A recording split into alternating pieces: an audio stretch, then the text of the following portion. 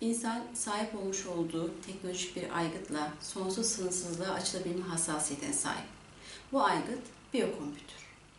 İnsan beyni, Apia Computura, Atlanta Teknolojik Termik Sistem kayıtlarında farklı isimlerle biliniyor. En nihayetinde insan sahip olduğu bu aygıtı doğru şekilde kullanabildiği vakit sonsuz sınırsız uzay bilinç koordinatlarındaki her bir boyutla iletişime geçme hakkına sahip olabiliyor.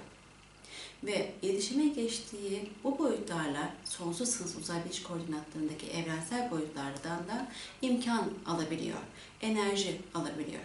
Yeter ki insan sahip olduğu kompütürü doğru şekilde kullanmayı bilsin. Bakın, insan için denilmiş ki biz insanı en güzelinden yarattık, onları aşağının bir aşağısına indirdik. Yani insanın kademeli olarak çekirdek dünyaya gelişi söz konusu. İnsan dediğimizde şu an hayvan insandan bahsetmediğimizi tekrar vurgulayalım. İnsan derken evrensel insan numunesini vurgu yapıyoruz. Yani hakiki öz insandan bahsediyoruz. Bu insanın çekirdek dünyaya gelene kadar geçirmiş olduğu aşamalar var. İnsan aslen tanrısal doğum odağı olarak da bilindiği gibi kendisi bir tanrı namzedi bir odak. Yani kendi tanrısal özü adına çekirdek dünyaya gönderilmiş bir varlık. Arada mutavasıt bir plan var. Bu plana biz galaktik ortamlar diyoruz, evrensel boyutlar diyoruz. Bu evrensel boyutlarda makro kıymette bilinçler yaşıyor. Yani hakiki öz insan keyfiyetlerine sahip bilinç ünitelerinin yaşadığı ortamsallıklar buralar. Bu ortamlardan çekirdek dünyaları geliş ve gidişler söz konusu. Çünkü amaç, tanrısal bir amaç, yaratım. Neyi yaratıyor? Tanrılara ait, tanrısal özlere ait haslet, değer ve keyfiyetler. Çünkü her bir tanrının aktif varoluşa sahip olmuş olduğu haslet, değer ve keyfiyetleri var. Neye göre? Kendi doğasallığının genel karakterine göre. Bu haslet, değer ve keyfiyetlerin sergilenebilmesi için imkanlarla donatılmış. Bilgi, güç, cevher. Bunları da kategoriye ayırıyoruz. Zaman, mekan ve form. Ve en nihayetinde bunlar kademeli olarak önce mutavasıt planlarda yani evrensel planlarda en nihayetinde yaratı planına olan çekirdek dünyaya yani madde kainatı çekirdek düzeni olarak bilinen bu dünyaya intikal ettirilerek yaratılması sağlanıyor. Bakınız madde kainatı çekirdek düzeni. Ne demek bu? Bir şeyin yani maddi karakter ve hüviyete sahip olan bir ortamın çekirdeği. Çekirdek dünyadaki her bir oluşum aslında varoluştaki tüm bilgiyi de kapsıyor demek oluyor. O yüzden diyebiliriz ki çekirdek dünyada bulunan bir varlık alfa, beta, omega karakterli boyutlara da açılabilme hakkına sahip. Konuşmanın en başında sonsuz sınırsız uzay bilinç koordinatlarından bahsetmiştik ya. Zaten sonsuz sınırsız uzay bilinç koordinatlarında topu 3 frekansa sahip ve o 3 frekansın aralıklarına oluşmuş boyutlar. Yani alfa boyutları var, beta boyutları var, omega boyutları var. Alfa boyutu dediğimiz şey ne? Çekirdek dünya. Beta boyutları dediğimiz ne? Evrensel boyut. Omega boyutları nedir dediğimizde ise Atlantalı'nın yaşadığı Atlanta yaşam boyutları. Başka boyutsallıktan, titreşime sahip boyutsallıktan bahsetmemiz de mümkün de değil. Beta yaşam boyutları mutavasıt plan, alfa yaşam planları yaratı planı, omega yaşam planları da tüm bunları tasarlayanların bulunduğu yegane ortam. Evet, bizler çekirdek dünyadakiler evrensel ve evrimsel enerjilerle muhatap kılınıyoruz. Çekirdek evren varlığı olarak çekirdek dünyanın varlığında yaşayan bir prototipiz. Ve evrensel ve evrimsel enerjilerle muhatap olan her insan biliyor ki kendisi değişip dönüşmekte. Değişim ve dönüşüm elbette ki kolay değil. Çünkü değişen insan önce ne yapar? Kendisini irdelemeye başlar. Ne oluyor bana der. Daha bir sene önce böyleyken şimdi böyle değilim der. İrdelemeye başlar. Levmetme mekanizması aslında devreye girmiştir. İslam tasavvufu nefsi levvame sahipleri için bu ifadeyi kullanır. Lev mekanizması her insan için geçerli.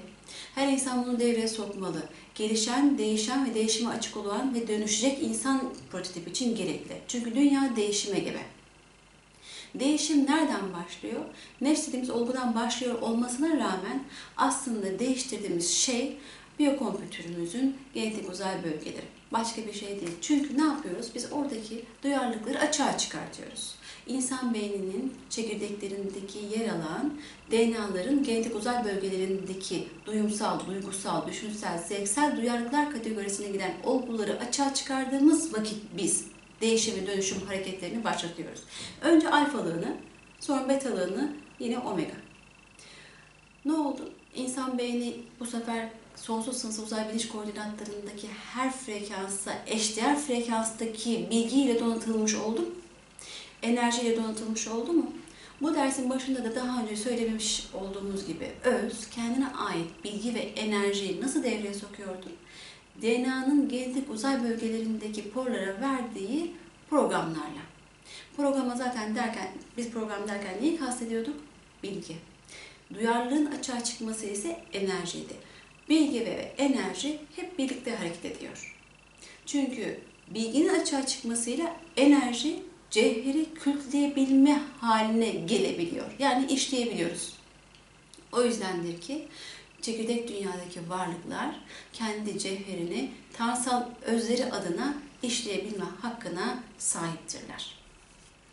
Ve gelelim değişim dönüşüm hareketlerine. Bakın 1990 yılı insanların hulus dönemleriydi. 2000 yılına kadar da böyle oldu. Her yer süt liman.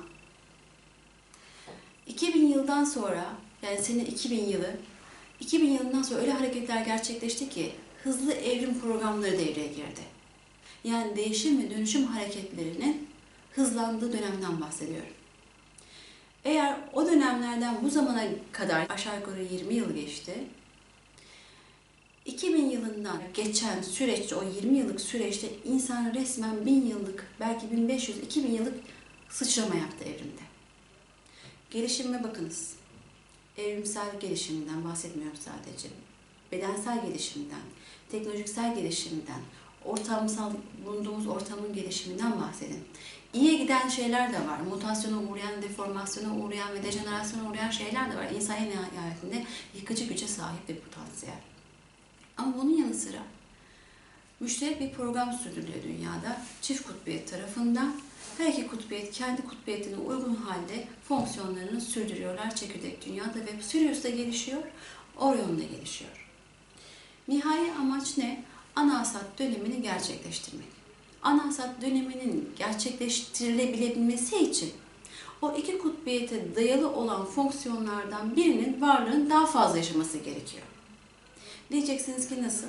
Sonuçta çekirdek dünyada insanlar çift kutbiyet altında odaklanıyor. Bunu ikinci derslerimizde, temel seviye ikinci derslerimizde göreceğiz. Hatta orta seviye ikinci derslerimizde göreceğiz. Orion yönetim teknolojisiyle Sirius yönetim teknolojisini çok detaylı olarak göreceğiz. Ama burada kısacık bilgi olarak da geçmek istiyorum. İnsan çift kutbiyeti altında odaklanılmış. Birisi Sirius, birisi Orion. Pozitif, negatif, melek, şeytan. Sizler hangisini kabul ediyorsanız. Bu odaklanma keyfiyetine dayalı olarak bu form sürekli impulslanıyor. Hem Orion tarafından hem de Sirius tarafından. Müşterek bir program devreye sokuluyor. Çünkü bir elden ses çıkmıyor, iki elden ses çıkıyor. Neden? Çekirdek dünya dualistik bir ortam. Güzel ve çirkinin, doğru ve yanlışın ayırt edilebileceği bir ortam. O yüzden bu özelliklerle donatılmış bir ortam. Al ve la'yı ayrıştırma ortamı. Yani pozitif ve negatifi ayrıştırıp biz kendi istediğimiz doğrultuda yaratıcıyı gerçekleştireceğiz. Benim arzu ettiğim yaratı planı pozitif. Yani Sirius'a ait bir yaratı planını arzu ediyorum. Siz hangi yaratı planını arzu ediyorsunuz? Kendinizde o mahiyetteki yaratıyı gerçekleştireceksiniz. Nasıl? Yine beynimizde. Beynimizdeki hücrelerin çekirdeklerinde yer alan genetik uzay bölgelerindeki program yüklü olan duyarlılıkların açığa çıkmasıyla başka hiçbir şekilde gerçekleşmiyor. Böbreğimi pozitif yaratayım diye bir şey olmuyor. Çünkü veya kalbimi bunu kontrol eden, sevk eden, yöneten ve yönlendiren tek bir organımız var insan vücudunda, o da beyin. Beynin kendisini doğru şekilde kullanmak ve doğru şekilde yönetmek ve yönlendirmek, var olan metafiziki tarafını doğru şekilde aktive etmek sayesinde ancak insan kendi değişimi, dönüşümünü karar verebiliyor. Şimdi bunun bir de yoğunluğu var. İnsan sürekli pozitif kalamıyor içinde bulunduğu ortam. Kalabilme ihtimali var mı? Tabii ki bu olasılıklar içerisinde var. Ama bulunduğumuz ortam kaba kesip varyasyonel titreşimlerle oluşturulmuş bir ortamsallık. Bu ortamsallıklarda birçok varlıklarla muhatabız. Aynı anda farklı tekamül seviyelerine sahip farklı varlıklarla muhatabız. Hayvanla da muhatabız, bitkiyle de muhatabız, elementlerle. Sonuçta müşterek bir gelişim söz konusu. Şimdi bu varlıklarla muhatap olurken ne oluyor? İster istemez onlardan biz tesirler alabiliyoruz. Onlarla açık olduğumuz oranda enerjiler çekebiliyoruz. Ve sücelerle karşılaşmaktan bahsediyorum aslında. O sücelerle karşılaştığımızda bazı hadiseler yaşayabiliriz. Ve o sücelerin bize sunduğu objelerle etkileşim haline girdiğimizde duygusal aktiflikler gösterebiliriz. Ve bu aktifliklere dayalı olarak da bizdeki açığa çıkan duyarlılıklar bizi ya pozitif ya da negatif geliştirme sağlamakta, geliştirmekte. En nihayetinde bunu dedim ya, bir kriteri var. Hemen insan varlığı tamamen negatif olamıyor ve tamamen pozitif olamıyor. Zaten olabilseydi milyarca demek biraz abartı olacak, binlerce yıldır çekirdek dünyada insanlar pozitif amaçla gelişmek için dinleri devreye sokamazdı. Rapsallık ve ruhsal görüntüleri devreye sokulamazdı. Değil mi? O yüzden pozitif olmak kolay değil. Belki negatif olmak da o kadar kolay değil. Çünkü yukarısı hiçbir canından öyle kolay kolay vazgeçmiyor. Bunun için ne yapması gerekiyor varlığın? Eğer negatif olmak istiyorsanız şu an yapmış olduğunuz tüm her şeyden vazgeçin. İnsani olgularından vazgeçmeniz lazım. İnsandan kastım tabii burada hakiki insan. Sevmeyeceksiniz. Kin, nefret, öfke, kıskançlık ne varsa onları hep çok rahat yaşamalısınız. Bunalım frekansını yaşamalısınız, öfkeyi yaşamalısınız, barbarlık, şiddet eğilimli olmalısınız. Evet, seksüel sapkınlıklarınız olmalı. Yani kibirlenmelisiniz, kendinizi her şeyden üstün görmelisiniz. Şayet bunları yaparsanız negatif olabilirsiniz. Amacınız buysa. Ama pozitif ise bunların tam tersi. Sevgi, tevazu, hoşgörü, anlayış ve şiddet karşıtı insanların ve var olanların aslında bir bütün olduğunu idrakini yaşamak. Tüm bunların hepsini yaşadığınız vakit elbette ki pozitif bir kıstasta kendinize yaratabilirsiniz. Herkes kendi inancı doğrusunda. Rapsallıktan ilerlemek istiyorsanız evet, rapsallıktan ilerleyin. Ruhsallıktan ilerlemek istiyorsanız evet, ruhsallıktan. Ana hastalığın kendine has teknolojisiyle, bilgisiyle ilerlemek istiyorsanız ondan. Neyse olduğu önemli değil. Önemli olan kendi inancınıza uygun bir şekilde pozitif yaratığı gerçekleştirmektir. Evet, bu pozitif yaratığı nereden gerçekleşecek? Başka hiçbir yer yok. Beyin, meditasyon, mantra, zikir, bunların hepsi beynin frekanslarını etkilemekten başka bir şey yapmıyor. Gün içerisinde birçok hadiseyle karşılaşıyoruz dedik ya. Bu hadiseler neye göre oluşuyor? Bizlerin vermiş olduğu tepkilere göre oluşuyor. Muhataplıklar sırasında oluşuyor. Biz bir şey niyet ediyoruz. O adım attığımız niyet neyse, o niyetin gerçekleşebilmesi için bizim fiiliyatımızın ve düşüncelerimizin olması lazım. O yüzden bakın rapsal öğretilerde deniliyor ki düşün. Düşünen akıllar için ibretlik vakalar vardır. Örneklemeleri bu yüzden koyduk gibi ifadeler var. Yani düşünmek insan için önemli bir kriter.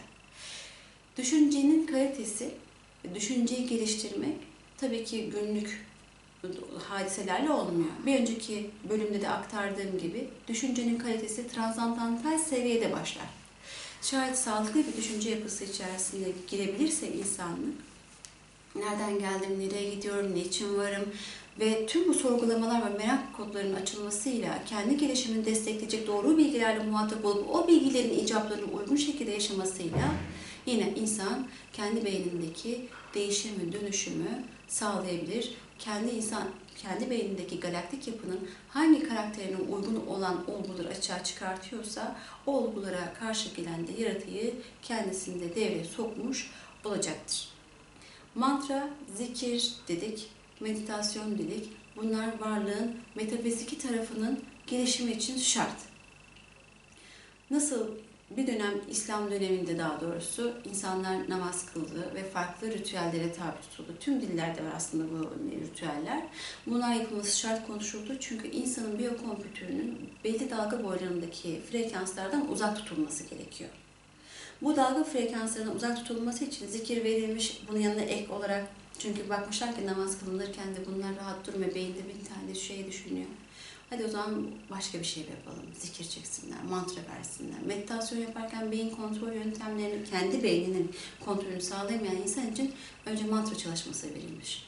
Sonra mantranın o olma frekansını yakalayan insan beyni giderek sakinleşen, dinginleşen zihin yapısıyla meditatif konuma geçebilir. Meditatif konuma geçtiği zaman da kendi tanrısal benliğine veya yüksek benliğine artık hangi frekansa uyumluysa o boyutlardaki varlıklarla iletişime geçebilir hale geliyor.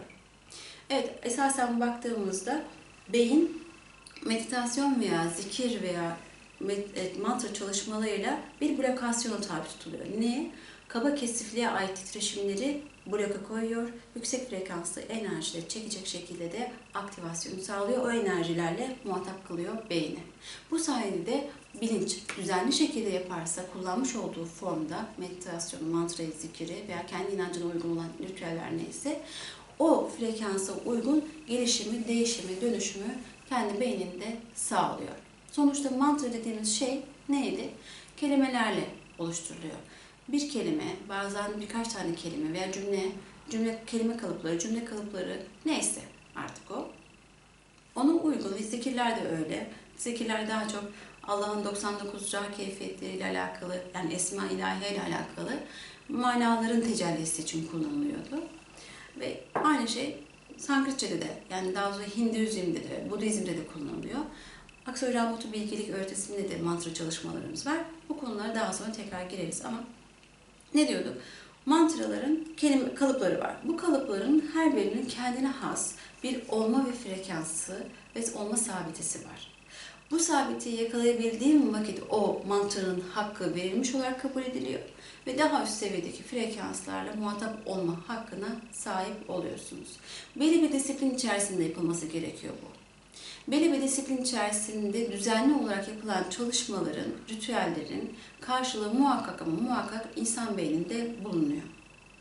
Eğer yaşamıyorum diyorsanız bunu mutlak bir şekilde, düzenli bir şekilde yapmasını bilmiyorsunuzdur ya da bunu size doğru şekilde öğretebilecek bir platform içerisinde değilsinizdir.